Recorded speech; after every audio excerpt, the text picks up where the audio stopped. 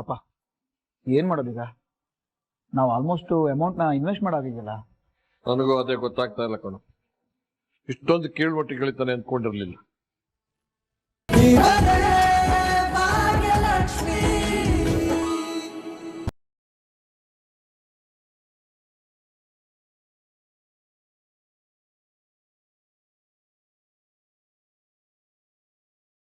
ಅಣ್ಣ ಏನ್ ಮಾಡ್ತಿದ್ಯಾ ನೀನು? ಕಾರ್ ಕೂಡ ಬೇಡವಾ? ನೋ ಕಿಶನ್, ಇದು ಯಾವುದು ಬೇಡ ಅಂತಾನೆ ನಾನು ಬಿಡ್ತಾ ಇರೋದು.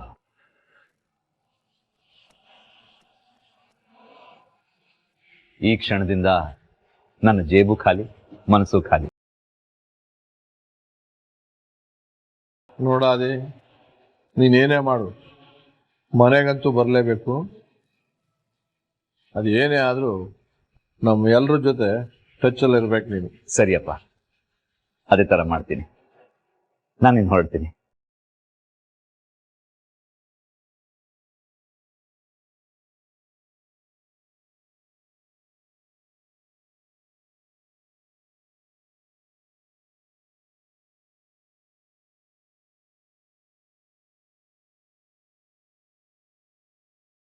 ಇವತ್ತಿಂದ ದಿ ಗ್ರೇಟ್ ಕಾಮತ್ ಬಿಸ್ನೆಸ್ ವೆಂಚರ್ಗೆ ನಾನೇ ಬಾಸ್.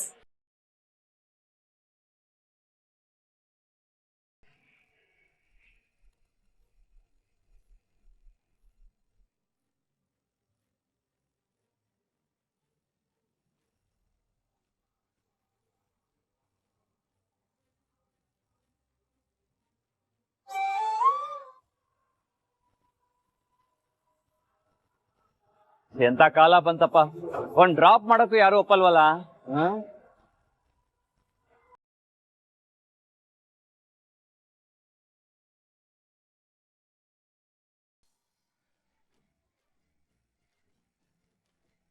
ಎಲ್ಲಿದ್ಯಮ್ಮ ಗಾಡಿ? ನಾನು ಇನ್ನೊಂದ್ ಕಡೆ ಪೂಜೆಗೆ ಹೋಗ್ಬೇಕು, ಲೇಟ್ ಆಗುತ್ತೆ.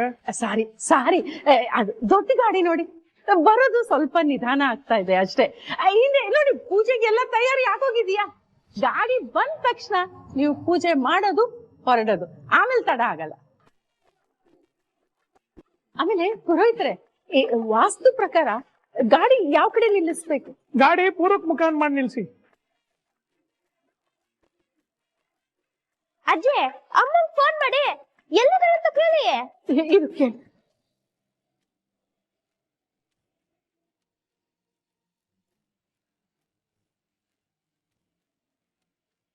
ಭಾಗ್ಯ, ಎಲ್ಲಿದ್ಯಾ? ಎಲ್ಲರೂ ಇಲ್ಲೇ ಕಾಯ್ತಾ ಇದಾರೆ ನಿಂಗೆ.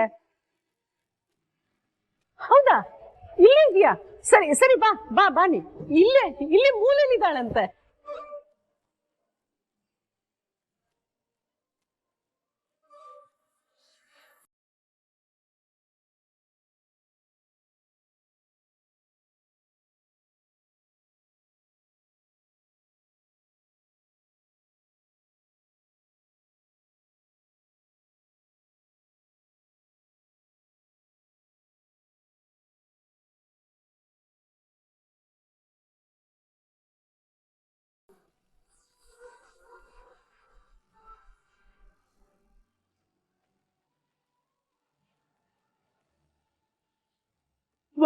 ಆದಿನು ಬರ್ತಾ ಇದ್ದಾನೆ.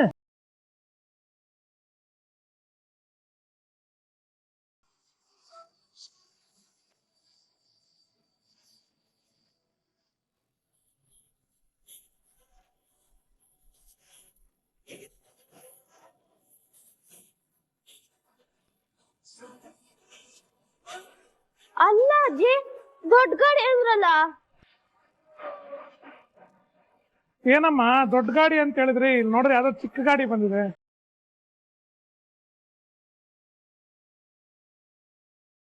ನಾನು ಈ ಗಾಡಿ ಪೂಜೆ ಮಾಡಲ್ಲಮ್ಮ.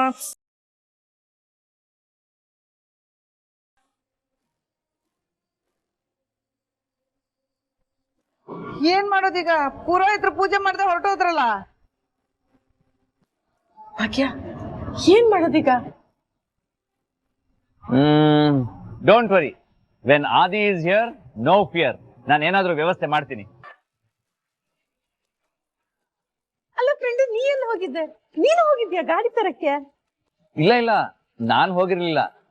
ಅದೇನಾಯ್ತು ಅಂತಂದ್ರೆ,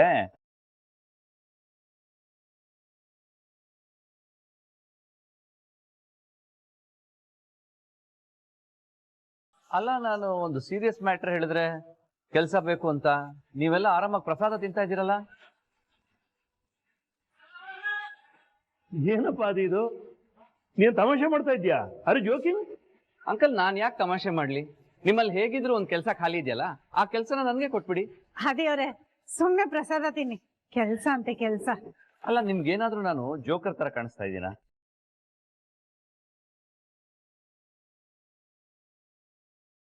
ನಾನು ಇಲ್ಲಿಗೆ ಬಂದಿರೋದೇ ನಿಮ್ ಹತ್ರ ಕೆಲಸ ಕೇಳಕ್ಕೆ. ನೀವೆಲ್ರೂ ಹೇಗ್ ಆಡ್ತಾ ಇದ್ದೀರಾ ನೋಡಿ. ದೇವ್ರೆ, ಸಾಕು ನಿಮ್ ಪ್ರ್ಯಾಂಕ್ ಎಲ್ಲ.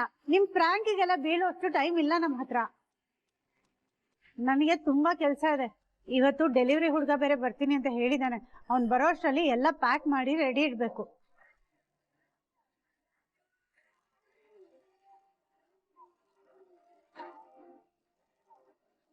ಹಲೋ, ಎಲ್ಲಿದ್ದೀರಾ ನೀವು? ಮೇಡಮ್ ಸಾರಿ, ನಂಗೆ ಬೇರೆ ಕಡೆ ಕೆಲಸ ಸಿಕ್ತು. ನೀವು ಕೊಡೋದಕ್ಕಿಂತ ಜಾಸ್ತಿನೇ ದುಡ್ಡು ಕೊಡ್ತೀನಿ ಅಂತ ಹೇಳಿದ್ದಾರೆ. ನನ್ನ ಫೈನಾನ್ಷಿಯಲ್ ಕಂಡೀಷನ್ಗೆ ಆ ಕೆಲಸ ತುಂಬಾನೇ ಹೆಲ್ಪ್ ಮಾಡುತ್ತೆ ಮೇಡಮ್. ಸೊ ನಾನು ಅಲ್ಲೇ ಹೋಗ್ತಾ ಇದ್ದೀನಿ, ಬೇಜಾರ ಮಾಡ್ಕೊಬಿಡಿ. ಅಲ್ಲಪ್ಪ ಭಾಗ್ಯ, ಏನಾಯ್ತು? ಬೇಜಾರಲ್ಲಿದ್ಯಾ? ಅತ್ತೆ, ಡೆಲಿವರಿ ಎಲ್ಲ ಕೊಡೋದಕ್ಕೆ ಒಬ್ಬ ಹುಡುಗ ಬರ್ತೀನಿ ಅಂತ ಹೇಳಿದ್ರಲ್ಲ, ಅವ್ರಿಗೆ ಬೇರೆ ಕಡೆ ಒಳ್ಳೆ ಸಂಬಳ ಕೊಡ್ತಾರಂತೆ. ಅದಕ್ಕೆ ಅಲ್ಲೇ ಹೋಗ್ತೀನಿ ಅಂತ ಹೇಳ್ತಾ ಇದಾರೆ. ಏನ್ ಮಾಡೋದು ಒಂದು ಅರ್ಥ ಆಗ್ತಿಲ್ಲ. ಅದಕ್ಕೆ ಹೇಳಿದ್ದು ನನಗೆ ಕೆಲಸ ಕೊಡಿ ಅಂತ. ದೇವ್ರೆ, ಎಲ್ಲಾ ಸಮಯದಲ್ಲೂ ತಮಾಷೆ ಮಾಡ್ಬೇಡಿ. ಅಯ್ಯೋ, ನಾನು ತಮಾಷೆ ಮಾಡ್ತಾ ಇಲ್ಲ. ನಾನು ಹೇಗ್ ಹೇಳಿದ್ರೆ ನಿಮ್ಗೆ ನಂಬಿಕೆ ಬರುತ್ತೆ? ನೋಡಿ, ನಾನು ತುಂಬಾ ವ್ಯಾಲ್ಯೂ ಮಾಡೋ ನಮ್ಮ ಫ್ರೆಂಡ್ಶಿಪ್ ಮೇಲೆ ಆಣೆ ಮಾಡಿ ಹೇಳ್ತಾ ಇದ್ದೀನಿ. ನಾನು ಕೆಲಸ ಕೇಳಕ್ಕೆ ಬಂದಿರೋದು.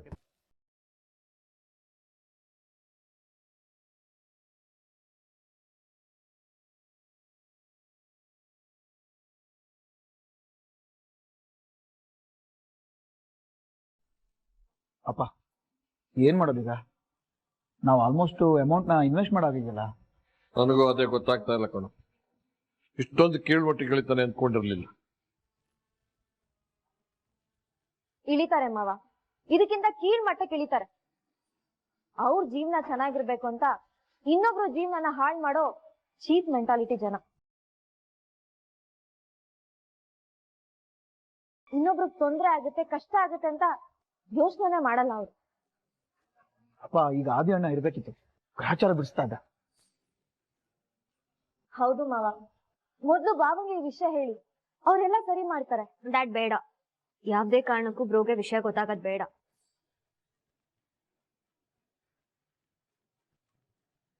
ಕನಿಕಾ, ಏನ್ ಹೇಳ್ತಿದ್ಯಾ? ಆದಿಗೆ ಹೇಳೋದ್ ಬೇಡ? ಇಷ್ಟೆಲ್ಲ ಆದ್ಮೇಲೆ ಆದಿಗೆ ಹೇಳಿಲ್ಲ ಅಂತಂದ್ರೆ ಸರಿ ಇರೋದಿಲ್ಲ. ಡ್ಯಾಡ್, ಅರ್ಥ ಮಾಡ್ಕೊಳ್ಳಿ. ಇದೆಲ್ಲ ಸ್ಟ್ರೆಸ್ ಆಗುತ್ತೆ ಅಂತ ತಾನೆ ಬ್ರೋ ಇದೆಲ್ಲ ಬೇಡ ಅಂದಿತ್ತು. ಇವಾಗ ಮತ್ತೆ ಇದನ್ನೆಲ್ಲ ಹೇಳಿ ಸ್ಟ್ರೆಸ್ ಕೊಟ್ರೆ ಹೇಗಿರುತ್ತೆ ಹೇಳಿ? ನೀವ್ಯಾರು ವರಿ ಮಾಡ್ಕೋಬೇಡಿ, ಈ ವಿಷಯನ ನಾನೇ ಸಾರ್ಟ್ ಮಾಡ್ತೀನಿ.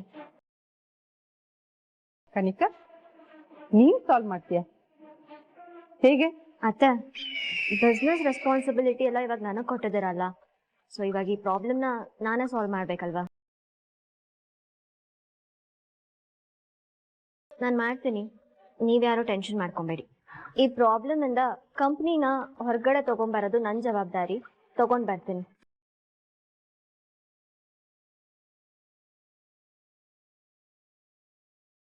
ಅದೇವ್ರೆ, ಏನ್ ಮಾತಾಡ್ತಿದೀರಿ ಅನ್ನೋದ್ರ ಅರಿವಾದ್ರೂ ಇದೆಯಾ ನಿಮ್ಗೆ? ಅಲ್ಲ ಅದಿ, ನೀನ್ ಸಾವಿರಾರು ಜನರಿಗೆ ಕೆಲಸ ಕೊಡೋನು, ನಮ್ಮತ್ತ ಕೆಲಸ ಕೇಳಿದ್ರೆ ನಾವು ಏನು ಅಂತ ಅರ್ಥ ಮಾಡ್ಕೊಳ್ಬೇಕು? ಹೌದು ಅದೇವ್ರೆ, ಅಲ್ಲ ಅಷ್ಟು ದೊಡ್ಡ ಕಂಪನಿ ಇಟ್ಕೊಂಡು ಇನ್ನೊಬ್ರು ಕೈ ಕೆಳಗೆ ಕೆಲಸ ಮಾಡಬಾರ್ದು. ಸ್ವಲ್ಪ ಅರ್ಥ ಮಾಡ್ಕೊಳ್ಳಿ. ಇಲ್ಲ ಅತ್ತೆ, ಆ ಥರ ಏನಾದರೂ ರೂಲ್ಸ್ ಇದೆಯಾ? ನಾನು ಈ ಆಸ್ತಿ ಅಂತಸ್ತು ಎಲ್ಲ ಬದಿಗಿಟ್ಟು ಕೇಳ್ತಾ ಇದ್ದೀನಿ, ದಯವಿಟ್ಟು ನನಗೆ ಕೆಲಸ ಕೊಡಿ ಅಂತ. ದೇವ್ರೆ, ಇದು ಯಾವ್ದು ಸರಿ ಬರಲ್ಲ, ನೀವು ಸುಮ್ನೆ ಹೊರಡಿ. ಅಲ್ಲ, ನಿಮ್ ಮನ್ಸಿಗೆ ಏನೋ ಹಗುರ ಅನ್ಸ್ಲಿ ಅಂತ ಬಾಕ್ಸಿಂಗ್ ಎಲ್ಲ ಕರ್ಕೊಂಡು ಹೋಗಿದ್ದು, ಈಗ ನೋಡಿದ್ರೆ ಇದ್ಯಾವ್ದೋ ಹೊಸದಾಗಿ ಶುರು ಹಚ್ಕೊಂಡಿದೀರಾ. ನೋ ಭಾಗ್ಯ, ನೀವು ಕೆಲಸ ಕೊಡೋ ತನಕ ನಾನು ಇಲ್ಲಿಂದ ಹೋಗಲ್ಲ.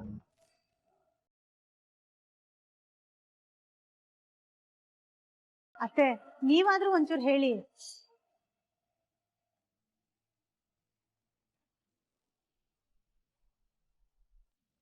ಅತ್ತೆ ನೀವಾದ್ರೂ ಒಂಚೂರು ಹೇಳಿ.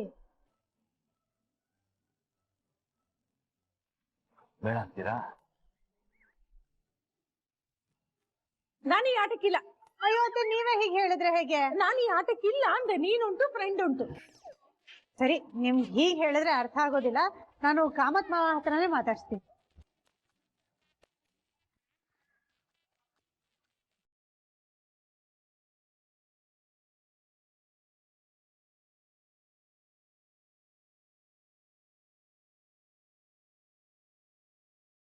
ಹಲೋ ಭಾಗ್ಯ, ಏನಮ್ಮ?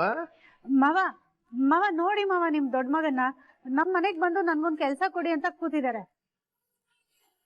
ನಾ ಎಷ್ಟ್ ಹೇಳಿದ್ರು ಕೇಳ್ತಾ ಇಲ್ಲ. ಮೊದ್ಲು ಏನೋ ತಮಾಷೆ ಹೇಳ್ತಿದಾರೆ ಅಂತ ಅನ್ಕೊಂಡೆ.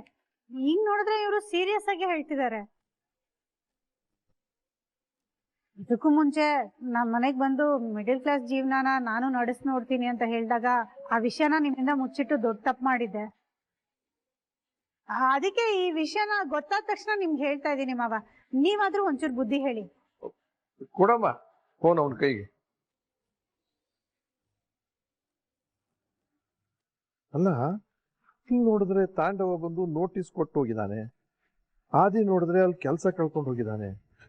ಏನ್ ನಡೀತಾ ಇದೆ ಇಲ್ಲಿ? ಹಲೋ, ಏನು?